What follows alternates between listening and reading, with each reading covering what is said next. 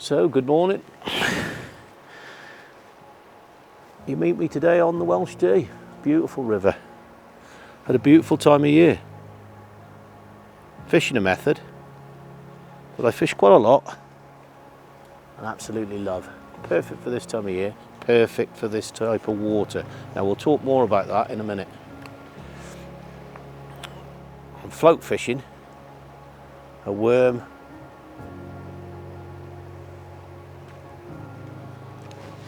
for anything really. Might be a grayling. There is the odd chance of a chub. Probably a little high for barbel, although we'll have a look further down. The main thing I want to talk about today is why we're doing it. Why we're doing it and how we're doing it. And we'll look at both those later. But first we'll have a couple of runs down here and see if we can start the day with an early fish of some description. There's no better time to catch a fish than first thing in the morning. Especially when the light's like this. I've got quite a big worm on at the moment. So I'm trying to pick out if there's any better fish in the run. Yeah, he's coming now.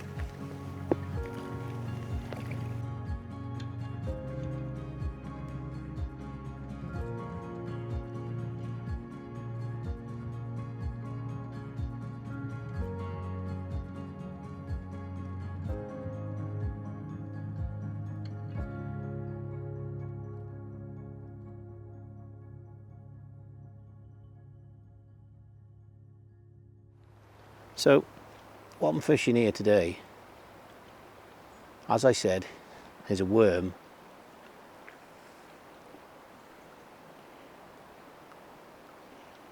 Mid-autumn. We're on a river, as I said, the Welsh Dee, beautiful river.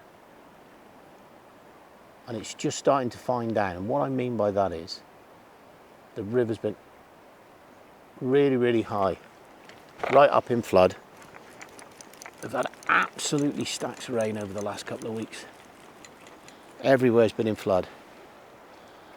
And just as the river starts to come back within its banks, starts to come down, it starts to clear out, it's the perfect time to fish the method I am today, which is just slowly trotting on the float, a worm down, now and again introducing a few bits of chopped worm, but I'm just trotting a worm down and trying to make it look as natural as possible, like it's a bait that's been washed from the bank in the floodwater. As the bank starts to collapse upstream, all that soil gets washed in, river colours up, and unfortunately all the worms that are in the bank, they get washed out. The fish know this, it's bounty time for them. So all I'm doing is I'm trying to mimic that natural larder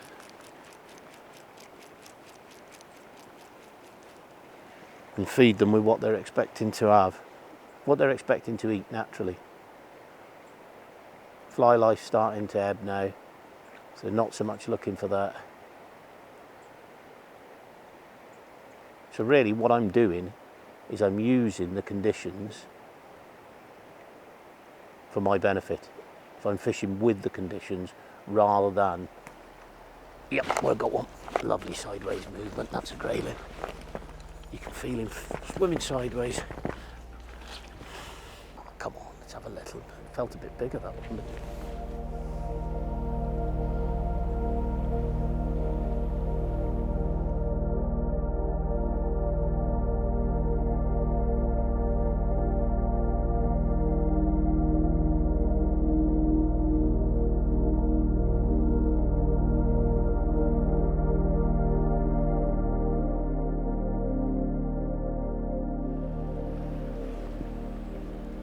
I got one. Now we've got something different on. If this is a grayling, it's a belter.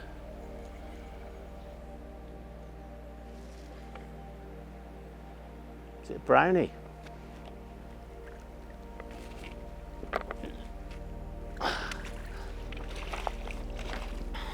Okay, so I'll get this one straight back. Not our intended quarry, but sometimes just doing this method, you will catch the odd one. Just get them back as quick as you can. Out of season now, but beautiful fish to catch. Let them go on and reproduce.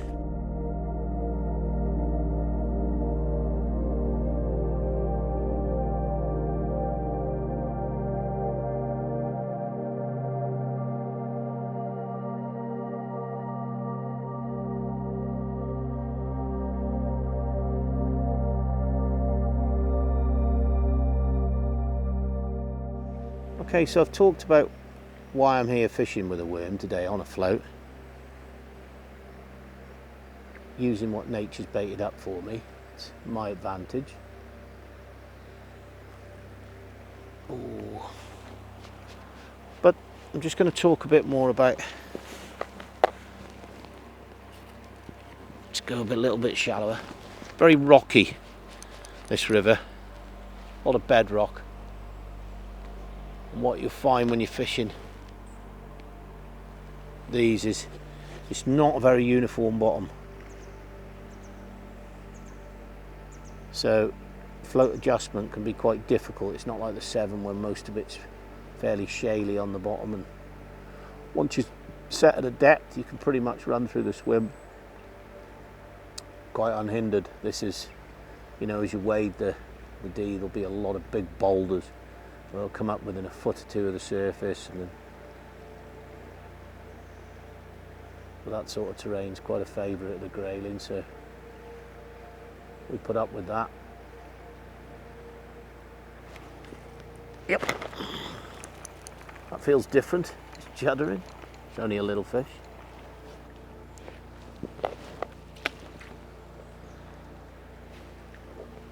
Yeah. Yeah. They really do fight in that flow. So strong that water is. Yeah, that float coming through the water chase. Not sure what this is again.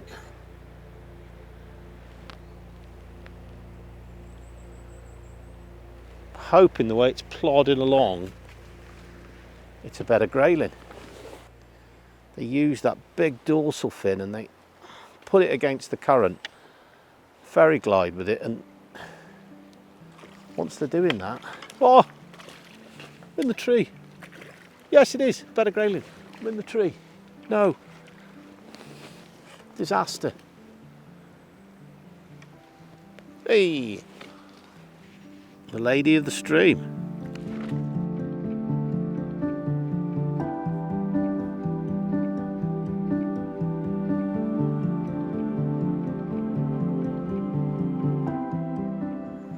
Okay, so I'm using a centre pin this morning, and the reason for that is it's an easy cast. It's literally a drop off the end of the rod, and then I'm using the centre pin, just paying out here gently, because it just slows that float down, slightly slower than the speed of the river. That olivet's halfway down to my hook bait, between float and hook bait. Little split shot just to balance things out, just above the hook link, and as it slowly pays out, slightly slower than the pace of the river, it just allows that worm to flutter up and wash around in the current, hopefully looking as natural as possible.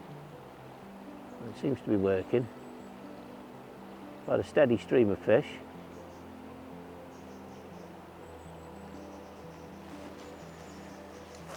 A cracking bit of sport on an autumn day.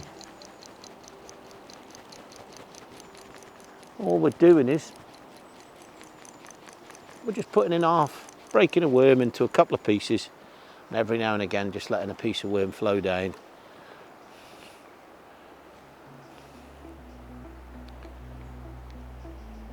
As a bit of free bait.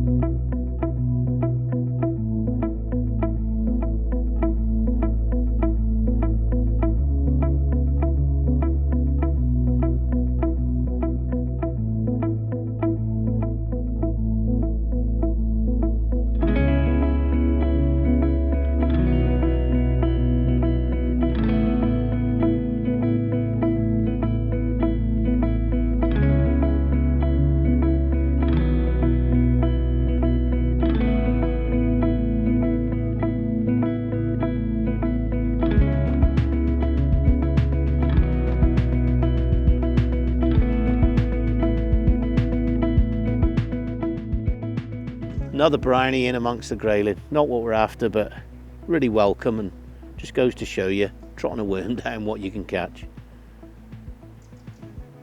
Good fun, makes for a good day. Okay, so we're in a new swim. It's fairly cold. It looks pretty good, maybe a bit quick. Like I say, with the river being high, it's quite difficult to for us to get in places, but you know, let's give it a go. Don't know the depths yet, so it's a bit of a experimental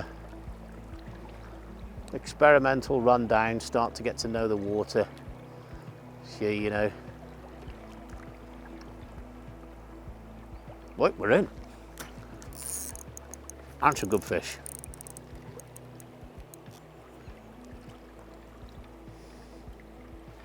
Well, that's brilliant. Straight away we've picked a fish up. Oh, it's fantastic. That's what float fishing's about. Not sure what it is. It's a grayling. It's a nice one as well.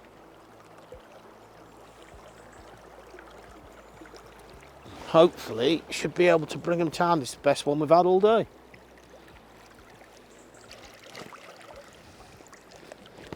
Oh, so we've come to this run, sent a bit of chop worm down, and we've got a lovely grayling straight away.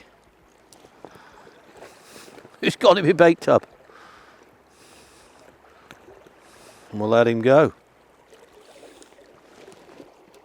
Jesus, I've got another one on the rod while I'm unhooking that one. Look at this. I've just dropped that back in with the worm on. Look at it.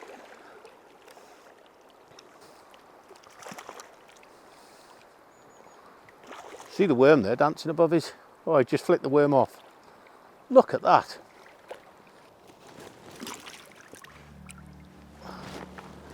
He's gone, Ty.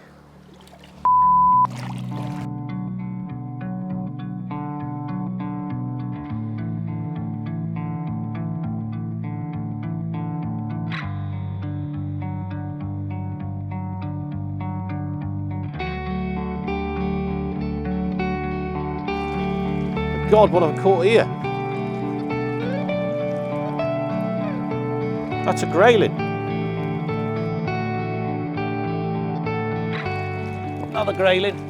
An absolutely extraordinary bit of fish in this at the moment. Ready? Off he goes. So, I've waded out to fish the main run in the river. I've put a float down the main run and immediately caught a fish. So as I'm unhooking the fish, sorting him out, holding him up for a picture, show the camera, I've dropped the rod in and I've literally caught a fish right where I'm standing. So I've had a couple more runs down and I've hooked a fish every time, just literally in front of me. So by chance I found a shoal of fish here, so I'm just letting a little bit of chop worm every now and again just flow down in the current right next to me, and then just putting a piece of worm on them, just literally feet in front of me. I'm getting a bite, so we'll fish this a little longer and see if we can get a few more out of here. But it just goes to show, you know, you think you know where the fish are, you're fishing the flowing water, but probably because it's been so turbulent and high, the fish are literally in knee-deeper water in the edge. And look at that, I'm in again, got another one.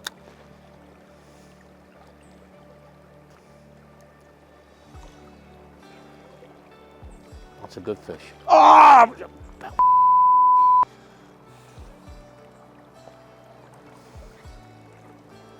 Absolutely extraordinary.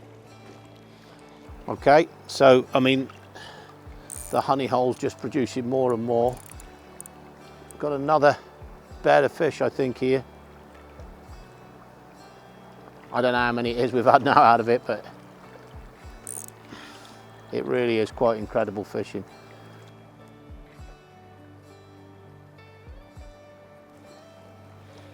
Nice fish, that.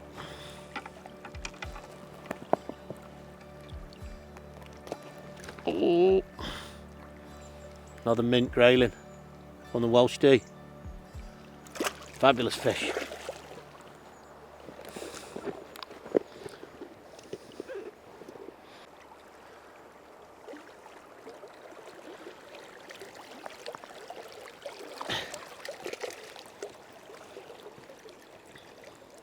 Okay, so today I've been fishing with worms and I've been using three main worms. So I've been using dendrobinas that I bought from a tackle shop. You can get them out of muck heap if you dig them yourself.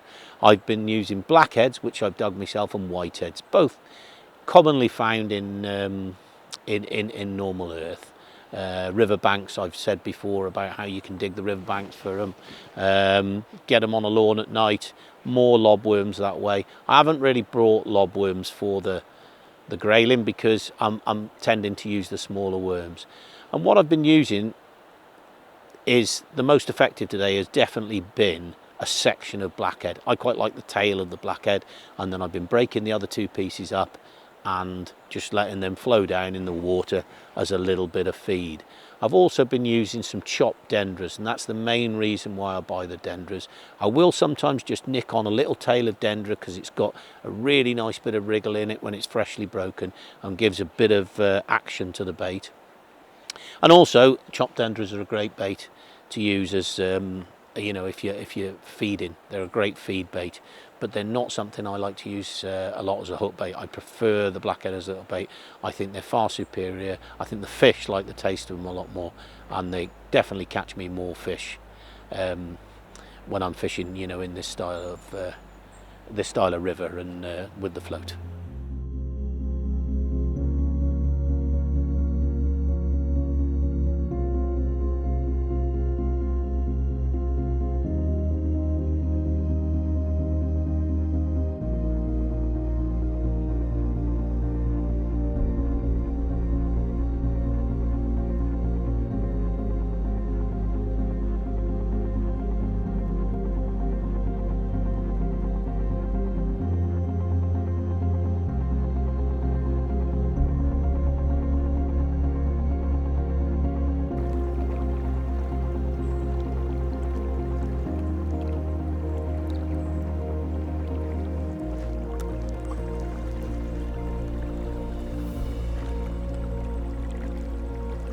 Wonderful sport. This is absolute wonderful sport.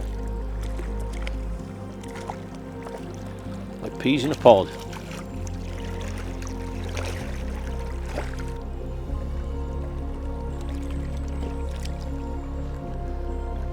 And just slightly further out, see if I can get a bigger one, that's wily one that's sitting off the patch.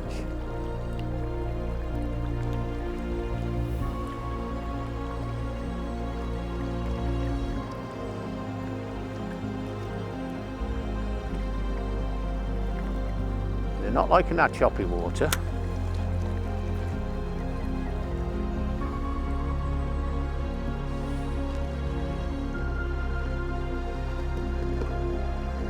I'm absolutely out of bait. Okay, so what I'm doing now, I've been playing around because the fish, it's quite obvious, are so close to me. They're getting a little edgy now, but they've been so close to me. And what I've been doing is just coming shallower and shallower on the float, fishing almost right up to the olivette, and this is allowing me to fish because I'm holding the float back then as it goes in, back against the current, so my weight's right under the float. 2.5 foot of mono going out to my hook and the bait there. So what's happening is, because I've just seen a fish boil quite close to me, the fish are obviously up in the water and coming right up next to me. So as I'm doing this, as I'm holding it back, it's allowing that worm to flow out past the float and fish up in the water. Now as the day warms up and these fish come up in the water, which they tend to do, this can be a great method of catching them because, you know, dropping your float, keeping your float fishing deep,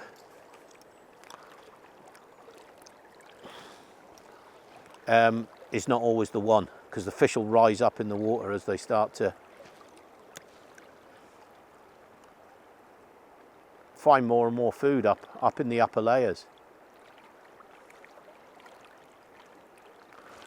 As a fly angler would, you're starting to fish the different depths of water, bring it up in the water. Another beautiful grayling on what's been a fantastic day's fishing. So I'll put this back and I'll say goodbye. Get yourself out there, fish the water going down, and go and have a go with a worm.